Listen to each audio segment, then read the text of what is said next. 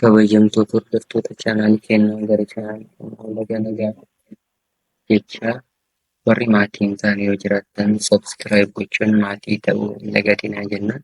Ammas wanta haarawaa akka isin dhaqqabuuf mallattoo bilbilaa tokko hin dagatinaa, laayik sheer gochuu hin dagatinaa jenna. Gara viidiyoo haaraatti.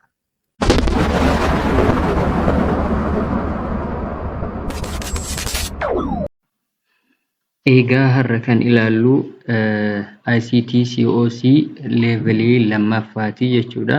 Operate database application kan jedhu. Gaafiin jalqabaa maal jedhaa? Create database by the name TVT. Maqaa TVT jedhuun database tokko create goonaa jechuudha. Right click desktop irratti goone new keyboard Microsoft Access kan jedhu haala salphaan arganna.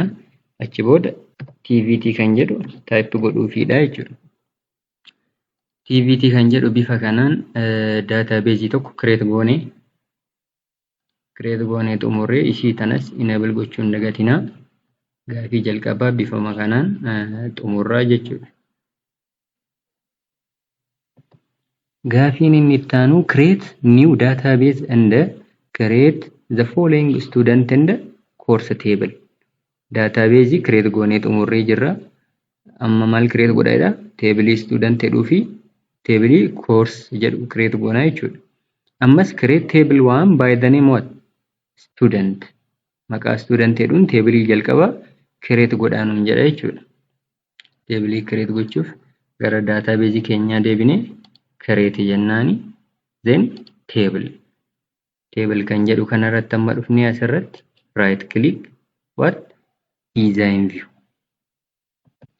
Maqaa teebilichaatti barreessinas biratti jechuudha. Teebilii jalqabaa maqaan isaa inni student.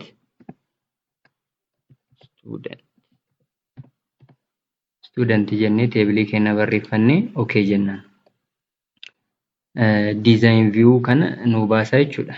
Ammas gara gaafii itti aanu haa darbinu. Design the table using the following field name. Field name jechuun isa kana. Ammas what? Data type. Data type isa kana jechuudha. Data type fi field name kanneen fayyadamne teebilii keenya maal goona? Design goona jechuudha. Kanaafuu field name jalqabaa maal ta'a? ID ta'a jechuudha. Field name jalqabaa default man yeroo kamuu ID nuu fida field name jalqabaa. Garuu data type isaa maal gochuu qabna? Text gochuu dagachuu hin qabnu jechuudha. Field name itti aanu taruun dura input mask kan jedhu hin jira field property jala. Input masking kennamaa inni TVT duwwaa kan jedhu kana. Input maskii kenna galfanna jechuudha. Input maskii kenna galchuuf ammoo field property jala deemneet input mask kan jedhu kan al tokko click goona. Eegasii straight masaniin dootiin sadii nu dhufti isiisan ammas click goona. Immediately maal nu fida? Table san save gochuu akka qabnu himaa jechuudha. Then yes jennaani. Next amma as biratti ishee duraa san barreessina jechuudha. TVT kan jedhu san bifa kanaan barreessina. Ammas next. As biratti maal jedha? With the symbol in the mask like jedhee fakkeenyaaf mallattoo tana wajjin jedha. Asitti ammoo without the symbol jedha. Kanaafuu simboolatti tana waan barbaannuuf ishee irra goone next finish kan jalqabaa xumurree jechuudha. Daataa jalqabaa. Daataan itti aanu maal inni? Field name itti aanu sname dha. Sname. Data type isaa text dha. Field property hin qabu.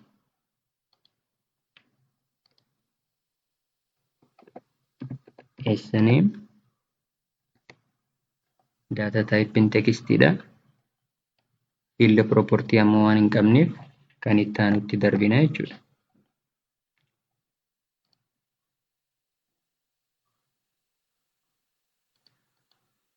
Kan itti aanu ammoo sex dha. Data type isaa text dha.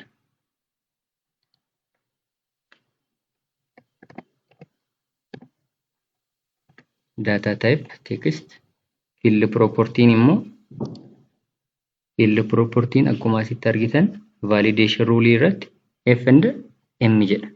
Ammas validation text not correct kan jedhu kana galchina jechuudha. Isa ammoo validation rule kan jedhutu nuti isa afutti maal galchina? F space or space m jira kanneen lamaan malee kan biraa kan fudhanneef jechuudha seksii irratti. Yoo jara kanneen malee kan biraa galchineef tekstii inni nuu fidu tekstii dogoggora jedhu galchuu qabna jechuudha. Not correct.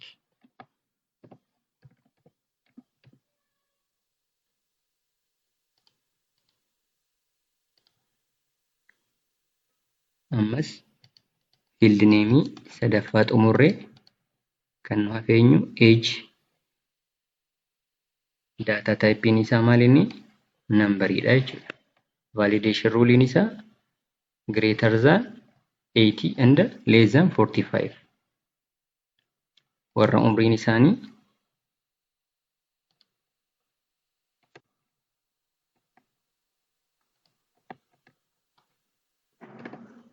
age data type isaa numberidha. Field property isaa immoo validation rule irra seenne greater than what 80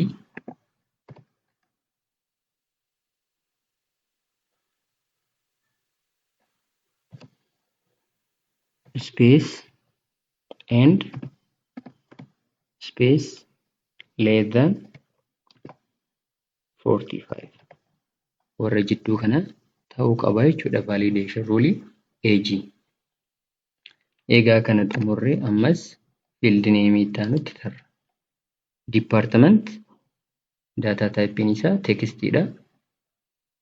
Field property isaa immoo lookup wizard, ICT, accounting, GMF and auto. Kanaafuu department kan jedhu table keenya irratti galchinu. Field name isaa textidha.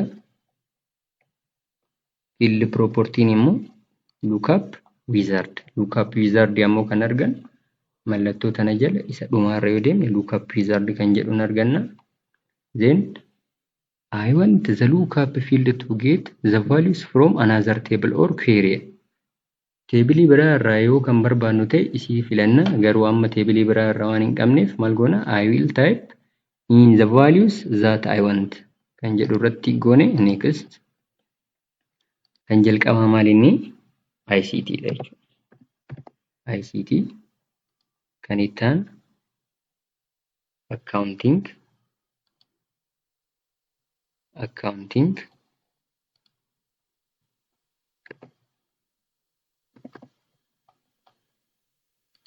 kan ittaan ammas EMF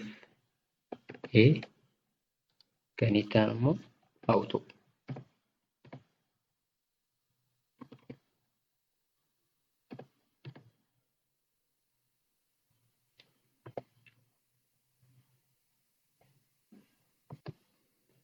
Then next jennaan finish jennaan jechuudha. Isas xumurree field name ittaanu isa dhumaa san label and photo galchina jechuudha. Label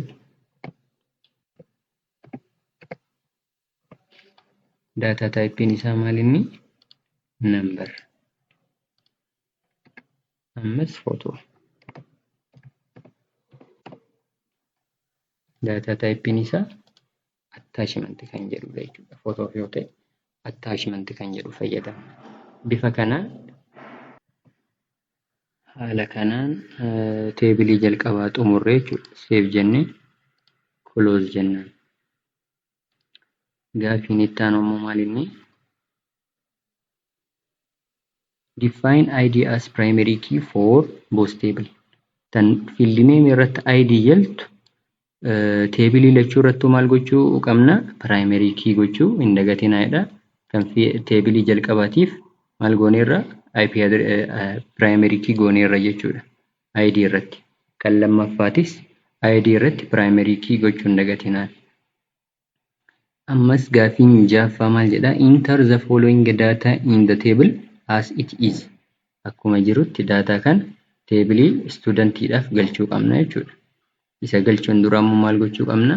Relationship waa hidhuu qabnuuf isa kan booda galchina. Relationship hidhuuf ammoo teebilii lammaffaas jiraachuu qaba jechuudha. Teebilii lammaffaa kenna create gochuu qabna.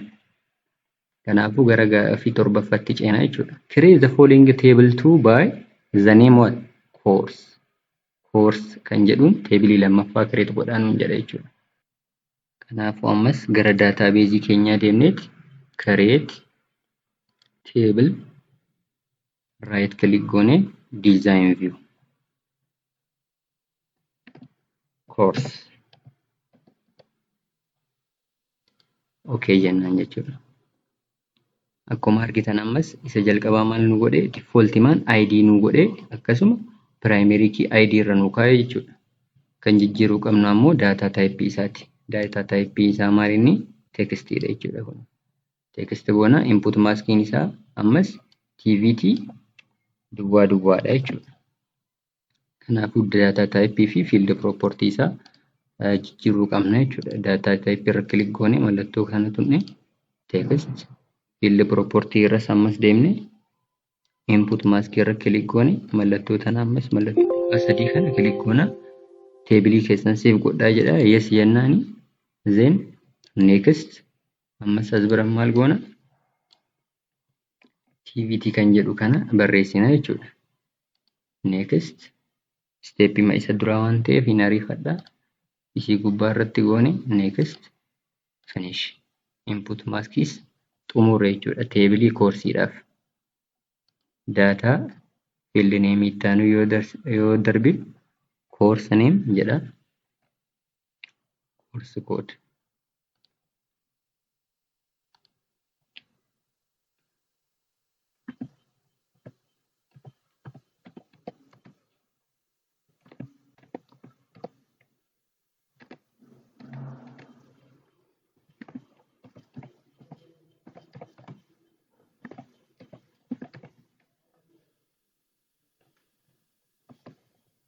course name data type isaa text dha. Kan ittaan ammoo maalinni course code dha. Data type isaa number ta'a. Kan ittaan ammoo data type keen credit hour.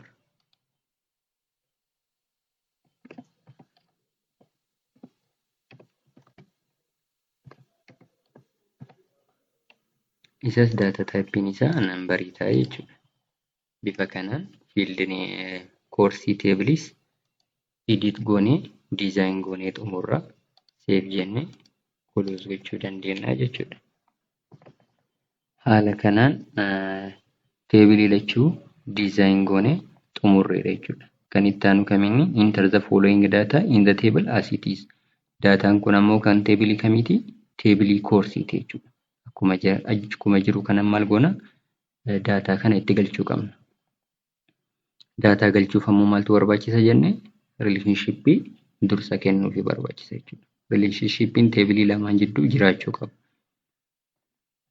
Saglaffaan maal inni? Create one-to-one relationship between the two table.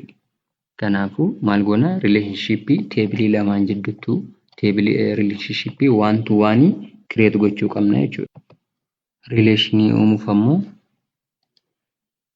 gara database keenya deebine database tools kan jedhu keessa seenne relationship kan jedhuun arganna jechuudha. Akkasuma teebilii lachuu nu dhufa al tokko select goone adii jennaan then close. Bifa kanaan teebilii lachuu nu dhufa jechuudha. Teebilii lachuu bifa kanaan nu dhufa. Bifa kanaan design gochuu dandeenya. Then ID isa jalqabaa kana sirriitti qabnee select goone ID course jala jiru irra keenna jechuudha. Lakin gadhiisna.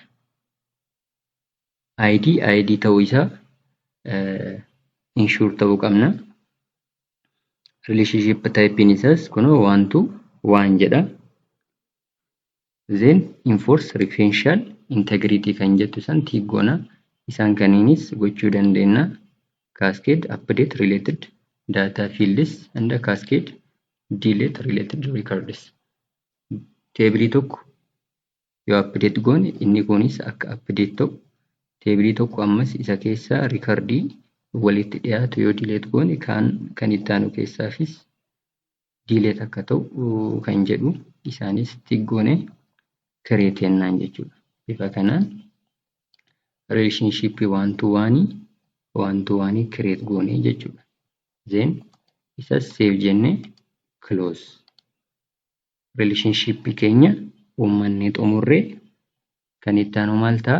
Data gara teebilii keenyaa galchuu ta'a jechuudha.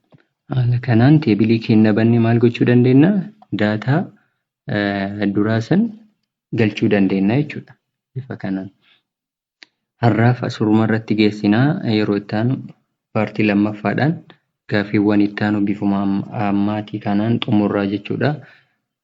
Subscribe, like gochuu hin dagatinaa, akkasuma hiriyoota keessaniif share gochuu hin dagatinaa, isaan fayyaduu danda'a. Akkasuma gaaffii waan isinitti comment nu gochuu hin dagatinaa. Galatoomaa. Bye.